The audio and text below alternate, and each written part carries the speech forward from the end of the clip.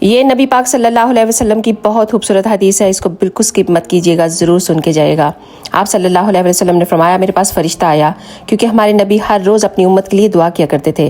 تو حضرت جبرائیل نے فرمایا یا رسول اللہ فرماتا ہے کہ 2 باتیں ہیں جن میں سے ایک آپ کی قبول کر لی جائے گی۔ تو آپ نے پوچھا کون سی؟ کہا اے اللہ کے رسول، رب فرماتا ہے کہ ایک یہ ہے کہ آپ کی یادی امت کو بخش دیا جائے، اور دوسرا آپ سفارش کا حق لے لیں۔ آپ قیامت کے دن سفارش کریں تو میں آپ کی سفارش کو قبول کروں گا۔ آپ نے فرمایا کہ میرے رب نے مجھے اختیار دیا تھا، لیکن میں نے کہا نہیں میرے رب، تو مجھے سفارش کا حق دے، پھر جس کی میں سفارش کروں گا تو قبول کرتے جانا۔ پھر اللہ تعالیٰ نے قرآن میں آیت اتار دی کہ اے میرے محبوب، جس طرح تم کہو گے تمہارا رب تمہیں راضی کر دے گا۔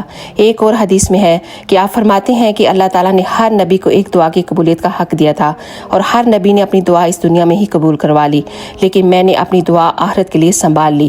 جو میرے رب نے کہا کہ اے نبی تم جو دعا مانگو گے قبول کر لی جائے گی، مانگ لو اپنے رب سے جو مانگنا ہے۔ تو آپ نے فرمایا یا اللہ میری دعا کو محفوظ کر لے، میں آخرت میں اپنی امت کے لیے مانگوں گا۔ سبحان اللہ، میں قربان جاؤں اپنے نبی کی شان پر۔ اگر آپ کو یہ ویڈیو اچھی لگی ہے تو پلیز ایک دفعہ شیئر کر کے ضرور جائیے گا۔ جزاک اللہ خیر۔